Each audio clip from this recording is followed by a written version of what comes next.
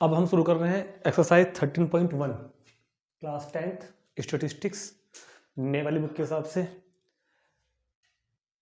13.1 के कुछ एग्जांपल्स देखते हैं। पहले मीन कि मीन क्या होता है और उसके एग्जांपल्स के कुछ तरीके, कुछ मेथड्स मैं आपको बताऊंगा यहाँ पर। अभी इससे पहले वाली वीडियो में हमने स्टैटिस्टिक्स की कुछ जो बेसिक टर्म्स थी उन सब के बारे में डिस्कस किया था। मीन, मीडियन, मोड क्या होते हैं, क्यों उनको निकालने की जरूरत पड़ रही है, ये होते क्या है, कहाँ से ये आए हैं, क्यों ये आए हैं, उस सब का डिस्कस हमने इससे पहले वाली वीडियो में किया था। अगर जिसने अभी स्टूडेंट्स ने वो वीडियो नहीं देखी है तो इसी वीडियो के डिस्क्रिप्शन में जाकर लिंक पर जाकर एक बार पहले उस वीडियो को जरूर देखें, ताकि आपको बेसिक पता चले स्टैटिस्टिक्स का कि स्टैटिस्टिक्स क्या होती है, मीन, मीडियन, मोड क्या होते हैं, क्यों फाइंड करते हैं। ठीक। और अब हम इस वीडियो में केवल स्टार्ट करने वाले हैं टॉपिक मीन, क्योंकि जो हमारी एक्सरसाइज 13.1 है वो मीन के ऊपर है। मोड, मीडियन का जिक्र हम अब नहीं करने वाले फिलहाल, कुछ 2-3 वीडियो तक। तो अब हमारा टॉपिक है मीन। तो सबसे पहली बात, मीन होता है, मीन अगर क्वेश्चन में फाइंड करने के लिए आएगा तो आपको 3 नाम याद रखने हैं। तो फिर भी मैं बता दूं, measures of central tendency, measures of central tendency 3 होती हैं। कौन कौन सी? Mean, median, mode. Median, mode के बारे में हम बाद में बात करेंगे अगले एक्सरसाइज में। फिलहाल क्या कर रहे हैं? मीन। और मीन का नाम मीन तो है ही, इसको हम अर्थमेटिक मीन भी बोलते हैं, अर्थमेटिक मीन भी बोलते हैं, और एवरेज, एवरेज भी बोलते हैं। तो जब भी मीन फाइंड करना हो तो पहले पता होगा मीन क्या होता है। तो मीन की डेफिनेशन तो लिखी है ऊपर, the mean is equal to the sum, the mean is equal to the sum of all the values in the data divided by number of the values in the data set. तो क्या होगा, जब भी mean find करना होगा तो जितने भी नंबर्स ऑफ डाटा हैं, जितने भी नंबर्स हैं उन सब का सम कर दो अपॉन नंबर ऑफ डाटा, जितने भी टोटल वो है उनसे डिवाइड कर दो। तो क्या फाइंड कर लेंगे हम लोग? मीन। अब ये होता क्या है, सपोज करो कि कोई फैमिली है और फैमिली में ये मान लो कि 8 मेंबर हैं।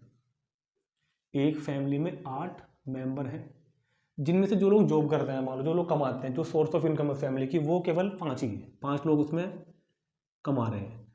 एक की इनकम 1,000 रुपये महीना है, एक की इनकम 2,000 रुपये महीना है, किसी की इनकम 5,000 रुपये महीना है, तीसरे की इनकम 20,000 रुपये महीना है, और चौथे की इनकम 4,000 रुपये महीना है। फैमिली में लोग तो है 8, मुझे मान लो कि 5 बड़े हैं और 3 छोटे बच्चे हैं, तो लोग तो 8 है ना, तो टोटल नंबर एन तो कितना हो गया यहाँ पे? 8। फैमिली में 8 लोग हैं ना, तो नंबर तो हो गया 8। और जो इनकम है, कमाने वाले तो 5 ही हैं, और हम पूछ रहे हैं कि इनकी फैमिली इनकम बताओ, इस फैमिली की एवरेज इनकम बताओ, इस फैमिली की एवरेज इनकम बताओ। तो फैमिली में तो लोग 8 है ना, कमा वाले ही 5 रहे हैं, तो फैमिली की एवरेज इनकम कैसे होगी? सबको जोड़ देंगे इनको हम, 1,000 प्लस 2,000 प्लस 5,000 प्लस 20,000 प्लस 4,000, और जोड़ के डिवाइड कर देंगे 8 से, डिवाइड से कर देंगे 8 से। ये बात होगी। ये बात तो मैंने की फैमिली इनकम की। अगर फैमिली इनकम की बात करनी है, लेकिन क्योंकि हमारे यहाँ पर तो थोड़ा सा इतना कॉम्प्लिकेटेड सिचुएशन नहीं बन के आएगी, हमारे यहाँ तो इतना बन के आएगा कि भैया 5 ही लोग हैं मान लो फैमिली। अगर फैमिली इनकम की बात करें तो फिर तो हम 8 से डिवाइड करेंगे, फिर तो ये फॉर्मूला लगेगा, फिर तो फॉर्मूला ये लगेगा कि टोटल अपॉन टोटल। ठीक। तो क्योंकि फैमिली एवरेज की बात की थी तो टोटल डिवाइड करेंगे हम लोग 8 से। लेकिन अगर 5 लोग जॉब कर रहे हैं मान लो कहीं पे, और हमें इन 5 ही लोगों की एवरेज इनकम फाइंड करनी है, इन 5 लोगों की एवरेज इनकम, तो एवरेज इनकम के लिए क्या करेंगे? इन सबको प्लस कर देंगे आपस में, 1,000, 2,000, 5,000, 20,000 और प्लस 4,000, और डिवाइड बाई 5। ठीक।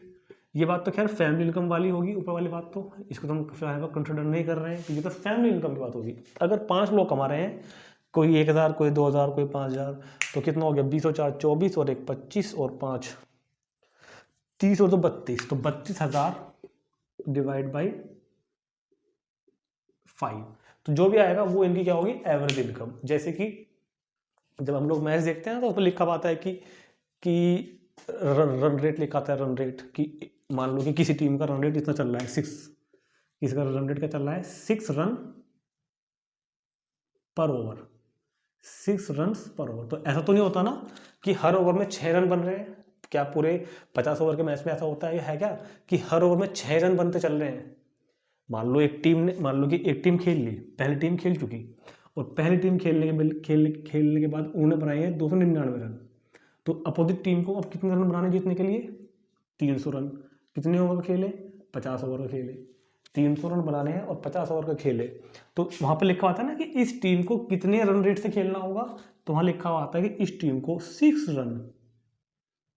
रन पर ओवर के रन रेट से खेलना होगा, तो ये टीम जीत जाएगी। अपोजिट टीम जो है, पहली टीम का स्कोर है 299 एंड अपोजिट टीम को जीतने के लिए रन चाहिए 300 रन इन द 50 ओवर। तो उस टीम को रन रेट कितना रखना पड़ेगा आपको? अपना 6 रन पर ओवर। तो क्या ऐसा होता है कि 6 रन पर ओवर 50 ओवर तक हर ओवर में 6 रन ही बनते हैं? नहीं होता ना ऐसा। तो कभी कभी 1-2 रन बनते हैं, कभी 0, और किसी ओवर में 20-22 रन भी बनते हैं। तो हम बात एवरेज की कर रहे हैं कि उस टीम को अपना एवरेज जो लेके चलना पड़ेगा वो 6 रन पर ओवर का लेके चलना पड़ेगा, भले रन ज़्यादा कम बनते हो। ठीक, तो किसी भी चीज़ का अगर एवरेज फाइंड करना है तो उसको मीन बोलते हैं। और एवरेज फाइंड करने का, मीन फाइंड करने का फॉर्मूला क्या होता है? Number, sum of items upon number of item. तो if we have n values in a data, अगर हमारे पास n वैल्यूज है डाटा की, एक x1, एक x2, एक x3, एक xn, then mean is denoted by bar x। Mean को डिनोट किससे करते हैं? बार। इसके ऊपर एक लाइन खींच देते हैं ऐसे, और इसको बोलते हैं x बार। तो मीन को डिनोट करते हैं हम x बार से, और मीन फाइंड करने का फॉर्मूला होगा जितने भी नंबर होंगे x1 plus x2 plus x3 plus xn को डिवाइड कर देंगे n से। जितने भी नंबर होंगे उनको जोड़ के डिवाइड किससे कर देंगे? n से। मगर ये फॉर्मूला कब लगता है? अनग्रुप्ड डाटा में। ये फॉर्मूला कब लगता है? अनग्रुप्ड डाटा में। अनग्रुप्ड डाटा, ग्रुप डाटा क्या होता है? जिन्होंने वीडियो नहीं देखी अभी पहले वाली, इससे वो वीडियो देख लेंगे, इसी वीडियो के डिस्क्रिप्शन में जाकर, लिंक पे जाकर एक बार। हमें अभी अनग्रुप डाटा का कोई काम नहीं करना है फिलहाल, हमारे सिलेबस में अनग्रुप डाटा नहीं है। वो तो मैंने आपको डेफिनेशन समझाने के लिए बता दिया है अनग्रुप डाटा का तरीका, कि number, sum of numbers upon total number जितने भी वो हैं। हमारा काम है ग्रुप डाटा का। ग्रुप डाटा का मीन फाइंड कैसे होगा? ग्रुप डाटा क्या होता है मैंने आपको इससे पहले वाली वीडियो में बता ही दिया है। और ग्रुप डाटा का मीन फाइंड करने का 3 तरीके मेरे पास में है अब यहाँ पर। There are 3 methods for computing the mean of group data. There are 3 methods for computing the mean of group data. Group data के फाइंड करने के 3 तरीके हैं। Number 1, direct method. Direct method को यूज करेंगे हम। x bar is equal to sigma fi xi upon n। ये formula होता है भाई, x bar is equal to sigma, ये सिंबल है ना, इस सिंबल को पढ़ते हैं सिग्मा। इसका नाम क्या है? सिग्मा। और इसका मतलब होता है समेशन। तो इसको मैं कभी कभी समेशन भी बोलूंगा। समेशन मतलब होता है सबको जोड़ दो, सबका सम कर दो। समेशन का मतलब क्या होता है? सबको प्लस कर दो, सबको जोड़ दो, सबका सम कर दो। तो ये ग्रीक लैंग्वेज का लेटर है। जैसे कि हमारे यहाँ पे ABCD होते हैं ना, ऐसे ही alpha beta gamma theta phi pi जो होते हैं, वहाँ पे क्या होता है? सिग्मा। अल्फा बीटा गामा सुने हैं सब कुछ, ठीक। तो इसको पढ़ते तो क्या है? सिग्मा। मतलब क्या होता है इसका? समेशन, सबको प्लस कर दो। तो समेशन मतलब किसको सम करना है? सम किसको करना है? fi xi को। fi मतलब फ्रीक्वेंसी, xi मतलब जो भी इसमें ऑब्जेक्ट दिया हुआ है, अपॉन n। ये फॉर्मूला होगा डायरेक्ट मेथड। ये मेथड कौन सा बताया मैंने आपको? Direct method to find arithmetic mean. इसके बाद में एक आता है assumed mean method. Assumed mean method का फॉर्मूला लिखा हुआ है x bar is equal to a plus summation fi di upon n। x bar is equal to a plus summation fi di upon n। ये कौन सा method है? Assumed mean method. Assumed mean method. और यहां पर where जो di जो होगा वो क्या होता है? xi minus a। di is equal to xi minus a। फिलहाल इनको नोट कर लो आप, इनको हम क्वेश्चन में कैसे यूज करेंगे, कब कौन सा यूज करना है, ये मैं आपको क्वेश्चन में बताऊंगा थोड़ी देर बाद। और a क्या होता है इसमें? Assumed mean. तो डायरेक्ट मेथड का x bar is equal to a plus summation fi xi upon n। x bar is equal to a plus summation fi di upon n, जहां पे di क्या होता है? xi minus a। और तीसरा और last, step deviation method. Step deviation method का formula होता है x bar is equal to a plus summation F I D I upon N into h x bar is equal to A plus summation F I D I upon N into h, where a तो होती है एस्यूम्ड value, H होता है class width, class width मैंने आपको समझा दिया पहले वाली वीडियो में, डी आई क्या होता है x I minus A upon H, और इस पूरे में एन क्या होता है हमेशा याद रखना सम ऑफ फ्रिक्वेंसी, जो फ्रिक्वेंसी वाला कॉलम है उसको जोड़ दो प्लस कर दो, मतलब टोटल कर दो उसको, N is equal to sum of frequency is equal to summation F I, N is equal to sum of frequency is equal to summation F I. तो ये सारे फॉर्मूले फिलहाल आपको नोट करने हैं, कौन सा यूज करना है कैसे यूज करना है मैं क्वेश्चन में बताऊंगा। तो 3 मेथड है मेरे पास क्लास 10th में एनसीईआरटी में, क्या मीन फाइंड करने के, कौन सा ग्रुप डाटा के मीन फाइंड करने के लिए 3 तरीके हैं, direct method, assumed mean method और स्टेप डिवीजन मेथड। अब हमारी बुक में एग्जाम्पल 1 दिया हुआ है, मैंने सामने लिख दिया बोर्ड पे, अब अपनी बुक में देख सकते हैं एग्जाम्पल नंबर 1। देखो 3 तरह के डाटा मैंने आपको बताए थे, डिस्क्रीट डाटा, तो डिस्क्रीट, कंटिन्यूअस और डिसकंटिन्यूअस, और 3 तरीके मेरे पास क्वेश्चन करने के, स्टेप डेविएशन, एस्यूम्ड मीन वैल्यू और डायरेक्ट मेथड। देखो हम क्वेश्चन को किसी भी मेथड से कर सकते हैं, तीनों मेथड का आंसर हमेशा सेम होगा, चाहे इस मेथड से करो, चाहे इस मेथड से करो, चाहे इस मेथड से करो।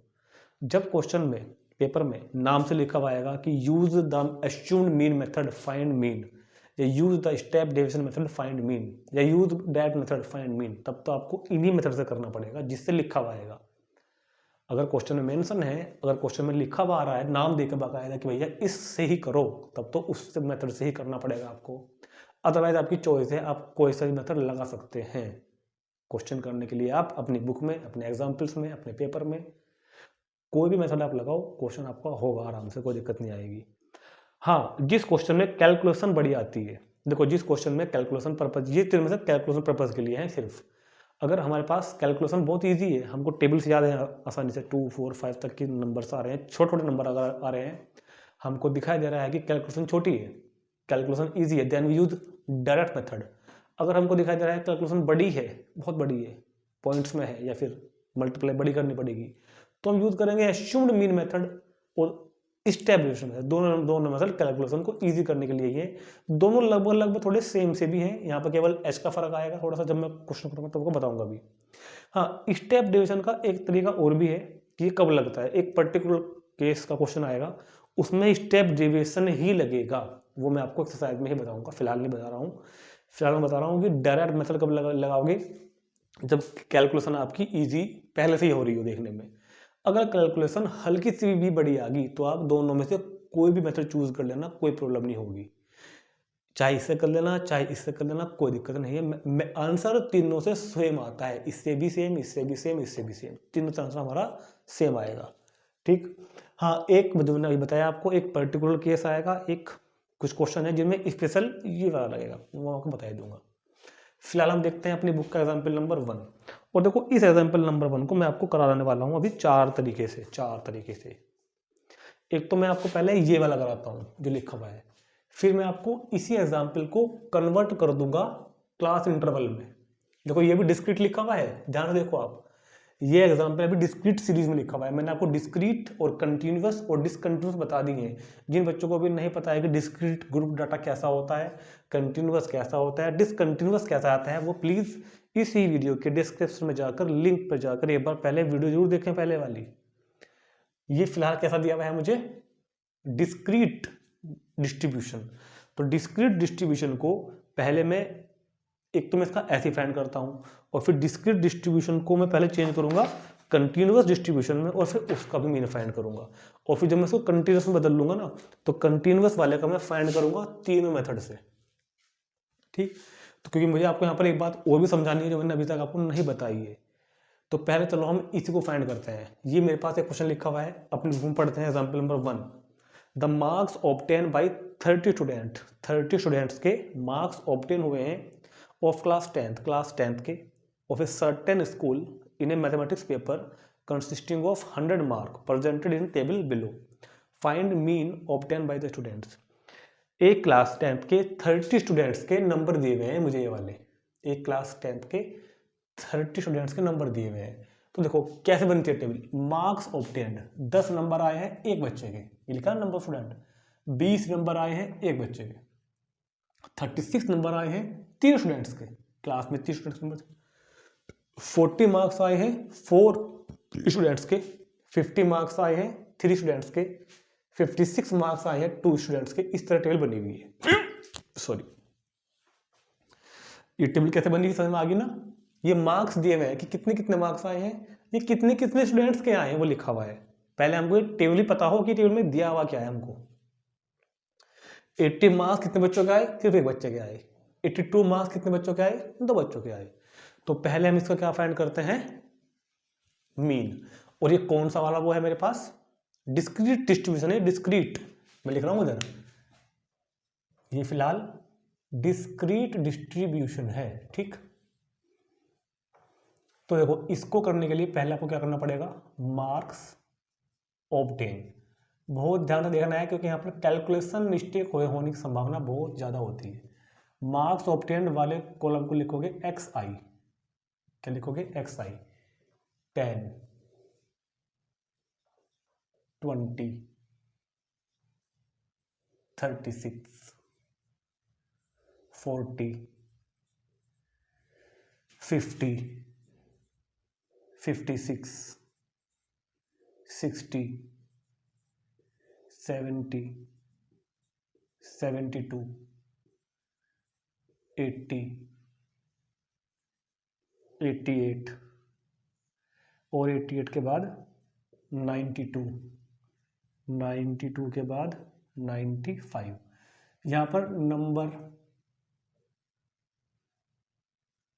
Number of students, number of students को मान लेंगे हम एफ आई, ठीक। 1 1 3 4 3 2 4 4 1 1 2 3 1। और इधर क्या आएगा, एफ आई एक्स आई, जो एफ आई है उसको मल्टीप्लाई कर दो एक्स आई में, 10 1 जा 10, 20 1 जा 20, 36 3 जा 108, 44 जा 160, 150, 112, 240, 280, 72, 80, 176, 276, 95। तो ये हमने इन सब की मल्टीप्लाई कर ली, 10 20 108 160 150 112 240 280 72 80 75, ठीक। यहाँ पर क्या करोगे, summation sigma f I x i बोल लो या summation F I x i बोल लो, इन सारों का समीशन सबको प्लस कर दो और सबको प्लस करके आ रहा है 1779। और फ्रीक्वेंसी का सम बताया था ना, n is equal to sum of frequency, n is equal to sum of frequency. इनका जब सम करोगे तो 30 तो आएगा भाई, 30 स्टूडेंट तो लेते हैं हमने ऊपर, क्लास क्वेश्चन लिखा हुआ है 30 स्टूडेंट्स प्लस जोड़ लो, चाहे 1 और 1 2 3 5 30 आ गए, ठीक। और क्या फॉर्मूला बताया मीन फाइंड करने का, मीन फाइंड करने का फॉर्मूला है X bar is equal to, mean find करने का formula X bar is equal to summation F I x I upon N, यानी कि 1779 upon 30। X bar is equal to summation F I x I upon N, यानी कि 1779 upon 30, और 1779 को 30 से divide करके आएगा 59.3, यानी कि इन स्टूडेंट्स के जो एवरेज मार्क्स हैं, जो इन स्टूडेंट्स के जो एवरेज मार्क्स हैं वो कितने हैं 59.3। तो इन मार्क्स का जो एवरेज है, जो मीन है, वो कितना आ गया 59.3। तो डायरेक्ट मेथड समझ में आ गया, क्वेश्चन करने का तरीका समझ में आ गया। और ये क्वेश्चन कौन सा था, discrete frequency distribution, discrete frequency distribution. अभी मुझे जो एक बात आपको मेन समझानी थी वो ये थी कि अगर डिस्क्रीट फ्रीक्वेंसी डिस्ट्रीब्यूशन को हम एक कंटिन्यूअस फ्रीक्वेंसी डिस्ट्रीब्यूशन में कन्वर्ट कर दें और फिर उसका मीन फाइंड करें, तो क्या मीन इक्वल आएगा या नहीं आएगा। क्वेश्चन यही है, क्वेश्चन यही है, फ्रीक्वेंसी भी यही रहेंगी, मार्क्स भी यही रहेंगे। फर्क सिर्फ इतना है कि यहाँ तो मैंने इसको डिस्क्रीट वाले को डिस्क्रीट में ही सोल्व कर दिया। अभी मैं इसको सोल्व करने वाला हूँ इसको कंटिन्यूअस डिस्ट्रीब्यूशन में चेंज करके। मैं इसको कंटिन्यूअस में बदलने वाला हूँ अभी, और कंटिन्यूअस में बदल के फिर इसका मीन फाइंड करता हूँ। और मुझे ये देखना है, क्योंकि एक क्वेश्चन बनता है इसके ऊपर, एक एमसीक्यू बन के आता है इसके ऊपर, और मुझको देखना है कि कंटिन्यूअस को अगर मैं डिस्क्रीट को अगर मैं कंटिन्यूअस में कन्वर्ट कर दूं और तब उसका मीन फाइंड करूं, तो क्या मीन सेम आएगा या नहीं आएगा, वो देखते हैं। ठीक, तो देखो इसको, टू कन्वर्ट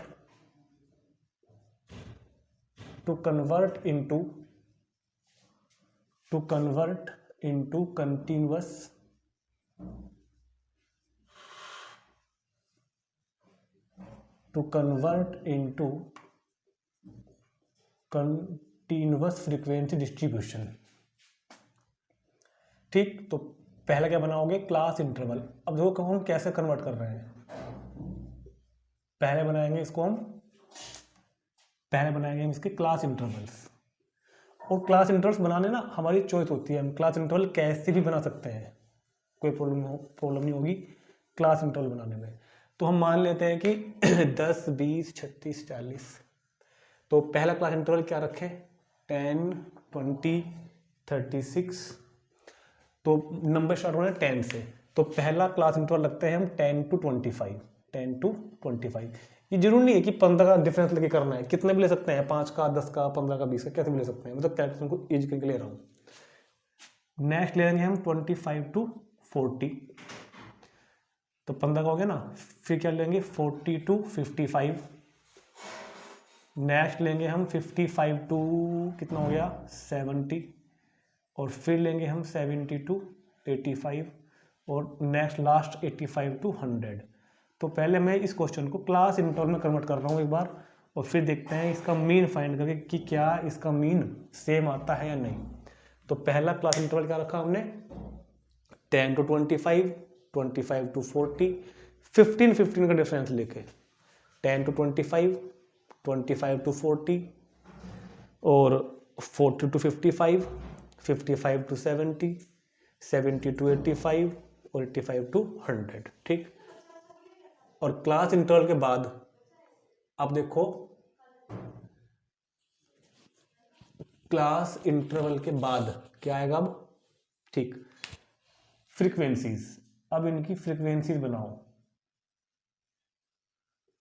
क्लास इंटरवल के बाद इनकी क्या निकालते हैं हम लोग, फ्रीक्वेंसीज। तो फ्रीक्वेंसी अब हम जब लिखेंगे ना, तो देखो यहां पर इधर ये है पहले मार्क्स ऑफ 10, मतलब 10 मार्क्स आए हैं एक स्टूडेंट के, 20 मार्क्स आए हैं एक स्टूडेंट के, मतलब ऊपर मार्क्स लिखे हुए हैं जो मार्क्स आए हैं बच्चों के, और नीचे है नंबर ऑफ स्टूडेंट। 36 मार्क्स आए हैं 3 स्टूडेंट्स के, 40 मार्क्स आए हैं 4 स्टूडेंट्स के।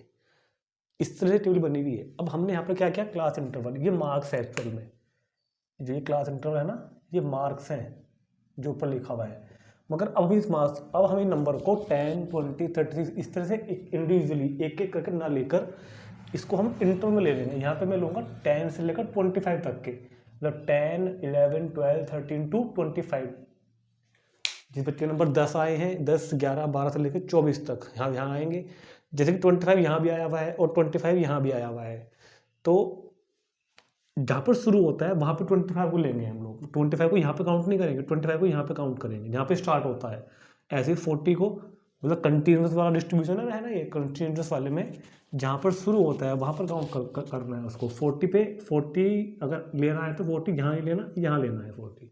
कैसे लेंगे देखो इधर, 10 to 25 जिनके मार्क्स आए हैं, तो 10 मार्क्स भी और 20 मार्क्स भी, तो ये 10 मार्क्स भी 20 भी, ये 10 और 25 के बीच में जो आ रहे हैं ना, तो ये कितने स्टूडेंट होगी, 1 + 1, ये हो गए हैं 2 स्टूडेंट्स। 1 और 1 कितने हो गए, ये स्टूडेंट्स 2 हो गए।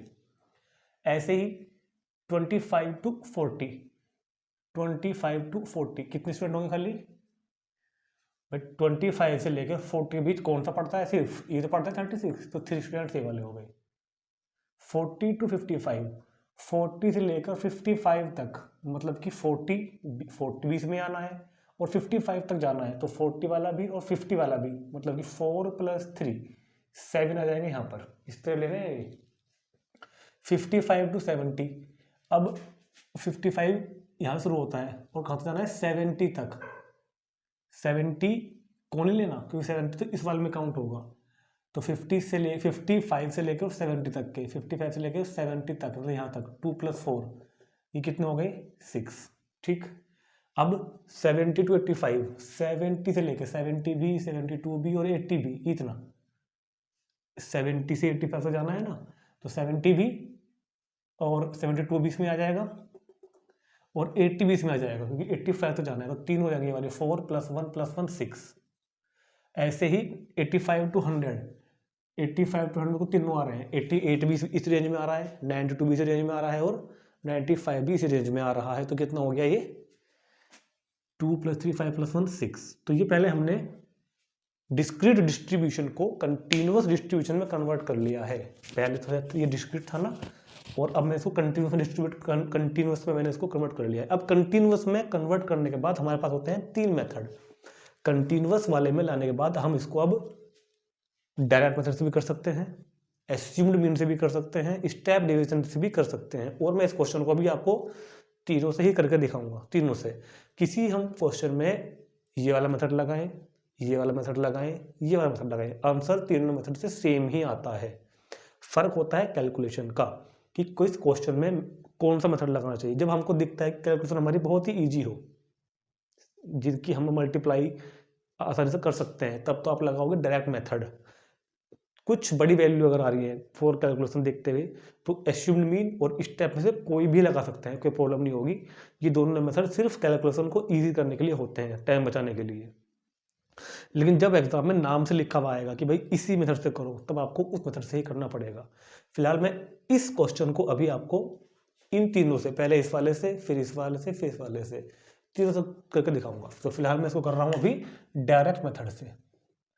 याद रखना, ये जो तीनों मेथड यूज होते हैं, ये कब यूज होते हैं, जब हमारा डिस्ट्रीब्यूशन कंटिन्यूअस होगा, तभी यूज होंगे method. Direct method, assumed mean method और step deviation method continuous frequency distribution के लिए ही यूज होता है। ये डिस्ट्रीब्यूशन डिस्क्रीट था, डिस्क्रीट को मैंने कन्वर्ट कर लिया है कंटिन्यूअस में, और अब हम तीनों में से कोई भी मेथड यहाँ अप्लाई कर सकते हैं। मुझे तीनों मेथड सिखाने हैं, तो मैं इस क्वेश्चन को तीनों ही मेथड से करूँगा। तो पहले करता हूँ डायरेक्ट मेथड से। अपने मन में से डाउट बिल्कुल मत रखना, तीनों मेथड से करने में आंसर सेम आएगा लास्ट में। ठीक है। तो डायरेक्ट मेथड से करने के लिए हमारे पास फॉर्मूला है, क्या नाम, सिग्मा fi xi/n। ये जो फ्रीक्वेंसी बनाई है इसको बोलते हैं fi। अब आएगा xi, क्या आएगा xi, और xi बोलते हैं क्लास मार्क्स को। मैंने आपको क्लास मार्क निकालने का फॉर्मूला बताया था ना पहले वाली वीडियो में, क्लास मार्क्स। और क्लास मार्क बोलते हैं lower limit plus upper limit by 2, lower limit plus upper limit by 2, मतलब 10 + 25 कितना हो गया 35/2, तो 17.5। 25 और 40 कितना होता है 65, 65/2 32.5। समझ रहे हैं ना, दोनों को प्लस करके डिवाइड कर रहे हैं। क्लास मार्क का फॉर्मूला बताओ, याद है क्या, क्लास मार्क का formula upper limit plus lower limit by 2, upper limit plus lower limit by 2। ठीक है। और जब हमको दो मिल जाते हैं ना, तो देखो कि कितना डिफरेंस आया है। देखो जो डिफरेंस यहाँ है 15 का, वो इन दोनों 15 का, तो है 15 का है। तो अब तो 15 पर लिखते चले जाओ बस, ऐसे कैसे ही 42 और 15 47 + 15 62 + 15 60 कितना होगा भैया 77 92.5। तो सबको हमने क्लास मार्क्स पहले सबके इनके फाइंड कर लिए हैं। कैसे फाइंड किए, दोनों को प्लस करके हाफ करा, दोनों को प्लस करके हाफ करा, प्लस करके हाफ किया, प्लस करके हाफ किया, दोनों plus divide by 2, plus divide by 2। ठीक। और अब ये fi है और ये xi है, तो इन दोनों की कर दो मल्टीप्लाई, fi × xi। जब fi की मल्टीप्लाई xi में करोगे तो बहुत ध्यान देखना, इसकी मल्टीप्लाई इसमें करोगे 7 दूनी 34 और 1 35, तो ये कितना आएगा 35। अब इन दोनों मल्टीप्लाई करो तो ये कितना हो जाएगा 3 × 15 97.5। और देखो फिलहाल टाइम बचाने के लिए मैं कैलकुलेशन बुक में से देख कर लिख रहा हूँ, क्योंकि फिर यहाँ पर कैलकुलेशन करने में थोड़ा सा टाइम लग जाएगा मुझको, है ना। तो ये कितना आ गया 97.5, और ये वाला मल्टीप्लाई करके आएगा 332.5, ये आ रहा है 375, 465 और 515। 55। तो ये हमने क्या किया, इन एफ आईज की मल्टीप्लाई इन एक्साइज में की, इन दोनों की मल्टीप्लाई करके ये आया, इन दोनों की, फिर इन दोनों का ये आया, इन दोनों का ये आया, और यहाँ पर करना है इन सबका summation, summation F I x i i, सबको प्लस कर दो इनको। जब आप इन सबको प्लस करोगे तो प्लस करके आ रहा है 1860, इनको प्लस करके, ठीक। और एफ आई को प्लस करके आता है N, N is equal to sum of frequency summation F I, N क्या होता है, इन सब का सम 30, ठीक। और हम कौन सा मेथड लगा रहे हैं फिलहाल, डायरेक्ट मेथड। तो डायरेक्ट मेथड का फॉर्मूला क्या है, X bar is equal to summation F I x I upon N, मतलब कि 1860 upon 30, summation F I x I upon N. तो डिवाइड करके कितना आ गया 61, और ये इस क्वेश्चन का आंसर। तो डायरेक्ट मेथड से क्वेश्चन को किस तरह से करते हैं, क्लास इंटरवल और ये फ्रीक्वेंसी होगी, पहले क्लास मार्क फाइंड कर लेंगे, इनको मिड वैल्यू भी बोल देते हैं हम, कई बार मिड वैल्यू बोल देते हैं, कोई प्रॉब्लम नहीं, मिड वैल्यू बोल लो या फिर क्लास मार्क बोल लो, दोनों को प्लस करो, डिवाइड बाई 2, पहले इनको हमने यहाँ लिख दिया, और फिर एफ आई इंटू एक्स आई, इस एफ आई की मल्टीप्लाई एक्स आई में करी, इन दोनों की मल्टीप्लाई, फिर इन दोनों की, फिर इन दोनों की, फिर इन दोनों की, इनका सम लिखो, फ्रीक्वेंसी का सम लिखो एन, और फॉर्मूला लगाओ X bar is equal to summation F I x I upon N, ठीक। तो अभी मैं इसको एस्यूम्ड मीन से भी करके दिखाता हूँ और स्टेप डिवीजन भी, और सबसे हमारा आंसर 61 ही आएगा, ठीक। लेकिन जो बात यहाँ समझानी थी वो ये थी कि जब हमने इसी क्वेश्चन को डिस्क्रीट सीरीज में किया तब आंसर 59.3 आया, और जब हमने इसको कंटिन्यूअस में कन्वर्ट करके किया तो आंसर 61 आया, ठीक। समझ आया ना बात को। तो ऐसा होता है, ऐसा ही होता है कि अगर हम एक क्वेश्चन को जो कि अनग्रुप्ड है, अगर हम अनग्रुप्ड वालों को ग्रुप में बना के करें, और अगर हम उसको डिस्क्रीट में कर रहे हैं और उसको हम क्लास इंटरवल्स में कर रहे हैं तो आंसर हमेशा अलग आता है। तो फ्रीक्वेंसी डिस्ट्रीब्यूशन वही है, डाटा भी वही है, नंबर्स भी वही है, नंबर ऑफ स्टूडेंट भी उतने ही हैं, लेकिन डिस्क्रीट में आंसर अलग आ रहा है और इसमें आंसर अलग आ रहा है। अब इसका रीज़न ये होता है कि इसमें जो एक्यूरेट, जो बिल्कुल प्योर एक्यूरेट जो हमारा मीन है वो ये वाला होता है, ठीक। ये बात मैं इसलिए बताने के लिए बता रहा हूँ कि कंटिन्यूअस डिस्ट्रीब्यूशन जब भी होगा, सिर्फ इस क्वेश्चन में नहीं, कंटिन्यूअस डिस्ट्रीब्यूशन से जो हम लोग मीन निकालते हैं वो पूरा एक्यूरेट नहीं होता, वो अप्रोक्सीमेट मीन होता है। इसमें ये मत समझना कि हमारा आंसर गलत आ रहा है, हमारे नंबर घटेंगे। जितने भी हम क्वेश्चन करेंगे, भले हम अब करें या 11th-12th में करें या आगे जाके कभी स्टैटिस्टिक्स में करें, तो कभी भी स्टैटिस्टिक्स अगर आप कर रहे हो और अगर आप कंटिन्यूअस डिस्ट्रीब्यूशन का मीन फाइंड कर रहे हो तो वो एक्यूरेट मीन नहीं होता। इन मेथड से अगर हम किसी भी कंटिन्यूअस डिस्ट्रीब्यूशन का मीन फाइंड करते हैं तो वो हमेशा क्या कहते हैं कि वो अप्रोक्सीमेट मीन होता है, उसी को हम ठीक मानते हैं, हमारा आंसर वही माना जाता है। गलत नहीं है, दोनों सही है बिल्कुल। बस ये आपको समझाने के लिए मैंने बताया था कि यहाँ पे आंसर 59.3 एक्यूरेट तो इसका यही वाला है। तो ये एक क्वेश्चन होता है, बल्कि एमसीक्यूज वगैरह में कंप्यूटर में आ भी जाता है कि मोर एक्यूरेट, सबसे ज्यादा एक्यूरेट मीन कंटिन्यूअस डिस्ट्रीब्यूशन में फाइंड होगा या डिस्क्रीट में फाइंड होगा। तो आंसर याद रखना, डिस्क्रीट वाले में एक्यूरेट मीन फाइंड होता है, कंटिन्यूअस डिस्ट्रीब्यूशन में केवल अप्रोक्सीमेट मीन फाइंड होता है, हम उसी को ठीक मानते हैं, ठीक। बस ये बताना था। अब मैं इसी को करूंगा इन दोनों मेथड से और आंसर सेम आएगा, मतलब ये वाला आएगा, आंसर तो ये आएगा। मैं बता रहा हूँ ना कि इन तीनों मेथड के आंसर सेम आते हैं, ठीक। वैसे हमको इस केस को करना भी नहीं है डिस्क्रीट वाले को, तो मैंने समझा तो दिया खाली, लेकिन ये क्या है कि हमारे सिलेबस में नहीं है, हमारे सिलेबस में सिर्फ कंटिन्यूअस वाला ही है। तो अब हम देखते हैं इसी क्वेश्चन को कंटिन्यूअस में बदलने के बाद, कंटिन्यूअस डिस्ट्रीब्यूशन में मैंने इसको बदल दिया था ना, अब इसको मैं करूँगा कैसे। अब हम इसको करेंगे एस्यूम्ड मीन वाले मेथड से और उसके बाद करेंगे फिर हम इसको स्टेप डिवीजन से, ठीक। तो क्वेश्चन यही रखेंगे हम लोग। तो क्योंकि मुझे को तो तीनों मेथड समझाने हैं सिर्फ, तो पहले हम क्या करते हैं, इसको मैं एक बार वहीं कहीं आपके सामने को बना लेता हूँ टेबल को ठीक से। मार्क्स ऑब्टेन्ड, अब सुनो बहुत ध्यान से, मार्क्स ऑब्टेन मतलब कि जो हमारे पास किसका काम कर रहे हैं, क्लास इंटरवल का।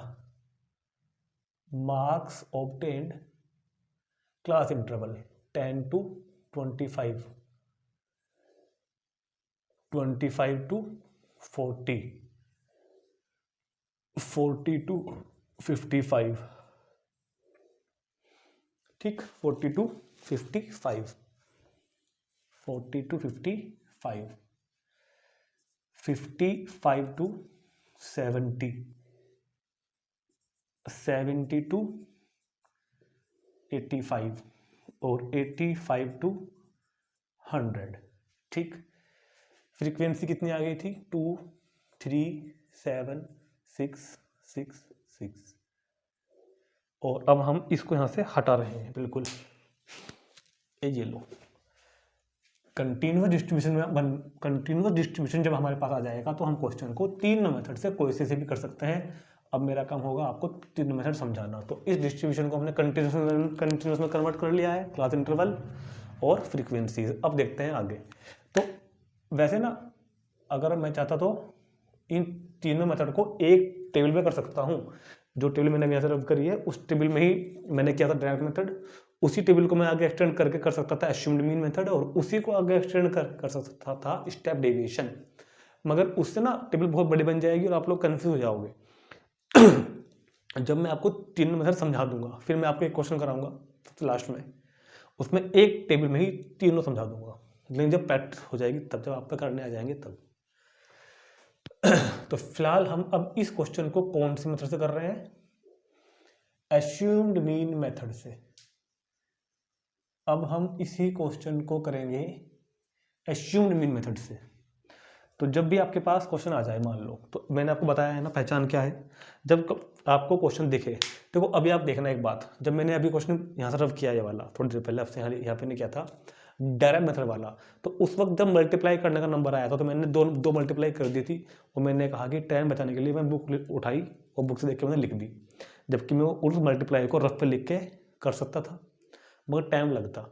अब आप देखना जब भी आपको ऐसा लगे कि हमको मल्टीप्लाई करनी पड़ेगी रफ पे जाके पीछे पन्ना पलट कर या कैलकुलेटर से, तो आप तुरंत समझ जाना कि आपको ये मेथड नहीं लगाना है, आपको एज्यूम्ड मीन लगाना है या स्टेप डेविएशन लगाना है। स्टेप डेविएशन कब लगता है उसकी पहचान एक और भी है, वो मैं आपको बताऊंगा अगले एग्जाम्पल में। जब भी कैलकुलेशन आपको बड़ी लगे तब आप इन दोनों में से कोई भी मेथड यूज कर सकते हो। ठीक, दोनों में से कोई भी। तो अब हम जब देखना, अब मैं इस क्वेश्चन को करूंगा ना, तो इस बार वो जो मल्टीप्लाई मैंने बुक से देख के लिखी थी वो बहुत जल्दी हो जाएगी। इस बार हमको रफ पे भी नहीं करनी पड़ेगी इस बार, और जब हम ये वाला लगाएंगे तो और ज़्यादा ईजी हो जाएगी वही कैलकुलेशन। तो एक्सरसाइज तो देखो निकालना ही पड़ता है, क्लास मार्क्स तो निकालना ही पड़ता है। क्लास मार्क मतलब कि एक्सआई तो फाइंड करना ही पड़ेगा आपको।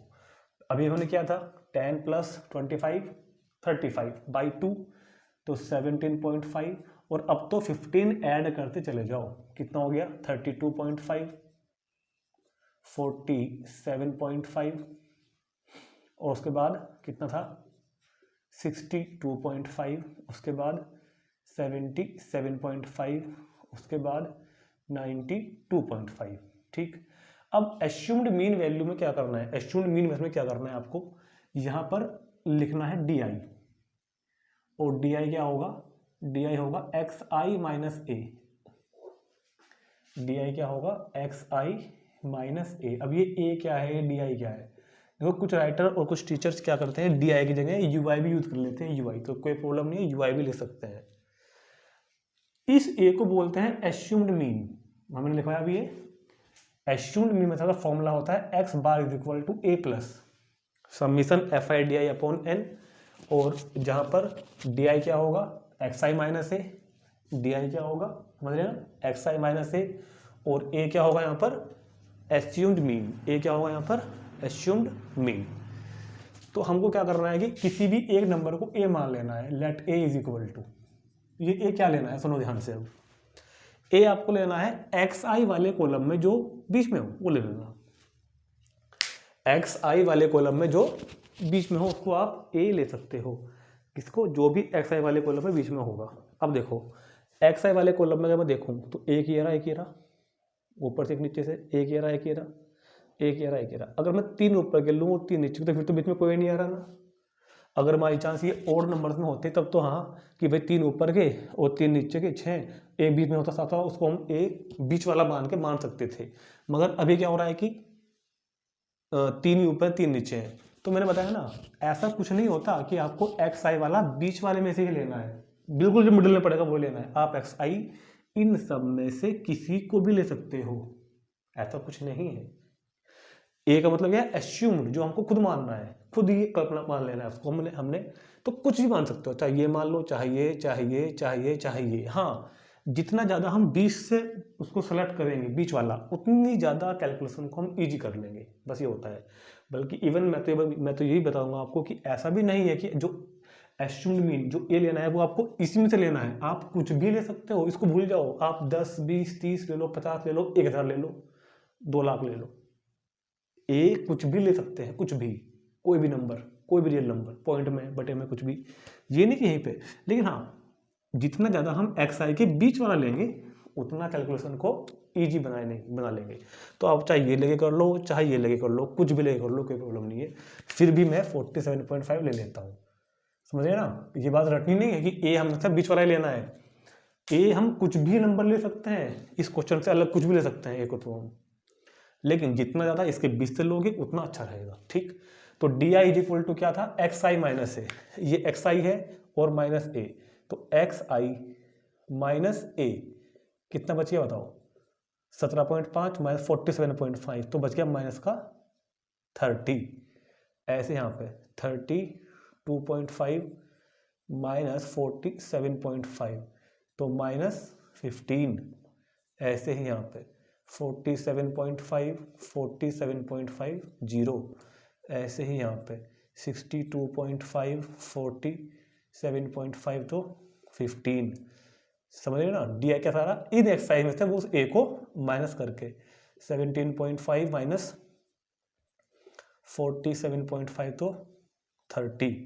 ऐसे यहाँ पे 92.5 माइनस 47.5, तो कितना हुआ माइनस का 45 प्लस का 45, ठीक, ये बन गया। अब यहाँ पे क्या आएगा, डी आई, यहाँ पे क्या था, F I D I, column यहाँ पे क्या आएगा अब कॉलम आएगा यहाँ पर F I into D I, F I into D I, ये एफ आई है, ये डी आई है, तो क्या होगा एफ आई की डी आई में 32 जा 60 माइनस 60, 3 की 15 में 15 3 जा 45, 7 की 0 में 0, 6 की 15 में 90, 6 3 जा 180, 200। तो इस बार देखो हमने कैलकुलेशन पॉइंट से काफ़ी इजी कर ली। अब पहले इनको प्लस कर लेना, माइनस वालों को, माइनस के 105 आ रहा है, और अब इनको कर लेना प्लस 540 आ जाएगा, ठीक। और इन सब का समीशन, तो summation F I D I 540 minus के 105, तो 435 बचेंगे, है ना, ठीक। और एफ आई को जोड़ देना, क्या आ जाएगा एन, मतलब कितना 30। समझ में आई बात, प्लस कर देना दोनों को। और फॉर्मूला क्या है अब एक्स बार का, X bar is equal to A plus summation F I D I upon N. तो ए कितना था 47.5 और एफ आई डी आई कितना आया 435 अपॉन एन कितना था 30, ठीक। तो 47.5 प्लस, डिवाइड करो इसको, 3 एकम 3 और 3 चौक 12 और 3 पंजे 15, 14.5। तो 47 और ये 7 और 4 11, एक सेकंड क्या कर दिया, ये सही कर दिया ना, जोड़ दो बस, ठीक है। इन दोनों को जोड़ दो, 47.5 14.5, 5 और 5 10, 7 और 4 11 और 1 12, 4 और 5 62। पहले क्या आया था आंसर, देखना एक बार। इससे पहले वाले जब हमने क्या देखो आंसर, तब भी 62 आया होगा हमारा, जब अभी हमने इससे पहले वाला किया तब भी 62 आया था, ठीक। तो ये बताने के लिए कि चाहे क्वेश्चन को आप डायरेक्ट मेथड से करो, चाहे एस्यूम्ड मीन मेथड से करो, आंसर आपका हमेशा 3 मेथड से सेम ही निकल के आता है, ठीक। तो ये था एस्यूम्ड मीन मेथड, जिसमें केवल हम ए को लेके अपने कैलकुलेशन को ईजी कर सकते हैं। अब मैं कराऊंगा आपको स्टेप डेविएशन मेथड, इसी क्वेश्चन को फिर से एक बार, और उसमें हम कैलकुलेशन को और ईजी कर लेंगे बस, ठीक। तो इसको नोट करो पहले, फिर देखते हैं इसमें क्या करना है। चलो देखो, अब उसके लिए क्या करना है, बहुत ध्यान सुनना मेरी बात, ये नोट कर लेना अपने। अब मैं इसमें चेंज कर रहा हूँ क्योंकि कुछ चीजें अब हम इसी में चेंज करेंगे इस बार क्वेश्चन को। देखो इतना क्वेश्चन नहीं हम छेड़ते, क्योंकि इतना क्वेश्चन तो हम 2 बार कर चुके हैं। पहले क्या था, क्लास इंटरवल, फिर क्या था फ्रीक्वेंसीज, फिर क्या था क्लास मार्क्स। अब क्लास मार्क्स के बाद अब आते हैं हम आगे। अब क्लास मार्क्स के बाद अब स्टेप डिवीजन मेथड हम लोग कर रहे हैं। स्टेप डिवीजन मेथड में क्या होगा, फॉर्मूला होगा x bar is equal to a plus summation F I D I upon N into H. देखो इस बार यहां पर इंटू में h आ गया, और जो डी आई था पहले जो था एक्स आई माइनस ए, अब डी आई क्या होगा X I minus A upon H, बस यही फर्क है। अब डी आई होगा X I minus A upon H. अब डी आई क्या होगा X I minus A upon H. मतलब अब आपको दो चीज माननी है इस बार, ए भी और एच भी। ए तो वही लेना है एस्यूम्ड मीन, कोई भी ले लो इनमें से बीच में, बल्कि कुछ भी ले लो चाहे, फिर भी हम ए इसको मान लेते हैं हमेशा, ठीक है, जो लगभग बीच में हो, जितना ज्यादा बीच में उतना अच्छा होगा। ए एस्यूम्ड मीन 47.5 और एच होता है क्लास विड्थ। यहां पर क्लास विड्थ कितनी है 15, तो एच क्या होगा यहां पर 15, ठीक। अब बहुत ध्यान से देखेंगे, x I minus A upon H, x I minus A upon H, ऐसे ही यहां पर x I minus A upon H, ऐसे यहां पर एक्स आई, ये क्या हो गया ए, समझ रहे ना, ये एक्स आई है, ये ए है अपॉन एच है। यहाँ पर एक्स आई कौन हुआ 62.5 माइनस एच कौन हुआ 47.5 अपॉन ए, इधर भी x I minus A upon H, x I minus A upon H. देखो ये तो केवल एक तरीका है, लेकिन लिख के दिखाना पड़ता है, नहीं तो मैं आपको सिंपल तरीका बता रहा हूँ, जिसको भी आप ए मानोगे, देखो ये वाला जीरो होना है, बीच कटेगा ना, जीरो होना है, जिसको हम लोग ए मानेंगे ना वो जीरो होगा। और देखो इसके ऊपर आप लिख देना हमेशा -1 -2, और नीचे +1 +2 +3, यही आएगा हमेशा स्टेप डिवीजन के हर क्वेश्चन में, ये आएगा। जहां पर ए मान रहे हो वो तो जीरो, उसके नीचे +1 +2 +3, उसके ऊपर -1 -2, चाहे तो चेक कर लो भाई 17.5 में से इसको माइनस करो 47.5 को, तो आएगा -30, और -30 अपॉन 15 कितना होता है -2, 32.5 में से माइनस करो 47.5, और जब 47.5 माइनस करोगे तो कितना आएगा -30 अपॉन 15 तो -2, इसमें से इसको माइनस करो तो आएगा -15 अपॉन 15 तो -1। तो चाहे तो कैलकुलेशन करके देख लो, नहीं तो मैं सिंपल बता रहा हूँ, जिसको ये मान लोगे वहाँ जीरो होगा हमेशा, उसके ऊपर -1 -2 जहाँ तक भी जा रहे हैं, और नीचे +1 +2 जहाँ तक भी जा रहे हैं।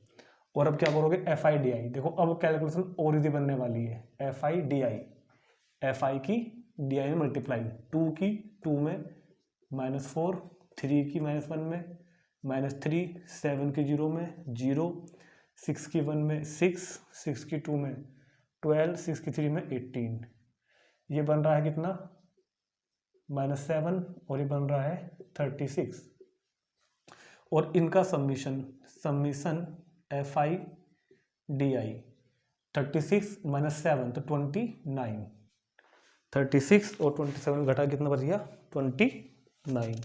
और अब क्या होगा, अब अपने फॉर्मूले पे आ जाते हैं जरा। फॉर्मूला क्या था हमारा, x bar is equal to A plus summation F I D I upon N into h. X bar a की वैल्यू कितनी थी, ए की value 47.5, summation F I D i कितना आया था 29, इंटू एच की वैल्यू देखो कितनी थी 15, अपॉन एन कितना था 30, तो 15 to the 30 तो 47.5, 29 को डिवाइड करोगे 2 से तो 14.5 प्लस करके वही पहले वाला 62। तो तीनों बार आंसर 62 आया, चाहे हम क्वेश्चन को डायरेक्ट मेथड से करें, चाहे एस्यूम्ड मीन से करें, चाहे स्टेप डिवीजन से करें, आंसर हमेशा सेम रहता है। ठीक। ठीक, तो मैंने इसी एक एग्जाम्पल में आपको 3 मेथड समझाए हैं। अभी हमारी बुक में इसमें 2-3 एग्जाम्पल और भी हैं, उनको भी मैं आपको 3 मेथड से कराऊंगा ताकि आपको 3 मेथड पहले एग्जाम्पल में बिल्कुल क्लियर हो जाए। लेकिन इस वीडियो को हम इतनी रखेंगे क्योंकि इसमें बहुत बड़ी वीडियो हो जाएगी, लगभग 1 घंटे की, और अगला एग्जाम्पल जो भी 2-3 एग्जाम्पल है वो हम अगली वीडियो में पूरी में कवर कर लेंगे। फिलहाल इस मेथड में अगर कोई भी प्रॉब्लम आ जाए तो मुझे आप कमेंट करके नीचे जरूर बता देना। तो बस इसमें हमने केवल ये सीखा है कि मीन क्या होता है, मीन फाइंड करने के मेथड कौन कौन से हैं, डायरेक्ट मेथड, एज्यूम्ड मीन और स्टेप डेविएशन, और 3 मेथड से हम क्वेश्चन कर सकते हैं। डायरेक्ट मेथड कब लगता है, जब कैलकुलेशन पहले से ही इजी हो। स्टेप डेविएशन कैलकुलेशन को इजी करने के लिए, एज्यूम्ड मीन कैलकुलेशन को इजी करने के लिए, और स्टेप डेविएशन कैलकुलेशन को और ज्यादा इजी करने के लिए। आंसर तीनों सेम आता है। हाँ, जो पहले बताया था कि अगर क्वेश्चन को डिस्क्रीट में ही कर रहे हैं तो आंसर अलग आएगा, और क्वेश्चन को कंटिन्यूस में लाके कर रहे हैं किसी मेथड से तो आंसर अलग आएगा, मगर दोनों आंसर ठीक होते हैं, बस मोर एक्यूरेट डिस्क्रीट वाला होता है, ये वाला अप्रोक्सीमेट होता है। ठीक, ये भी है, हमको ऐसे ही करना है। ठीक है, तो बस इस वीडियो में इतना करते हैं, नेक्स्ट वीडियो में मिलेंगे हम अगला एग्जाम्पल के साथ।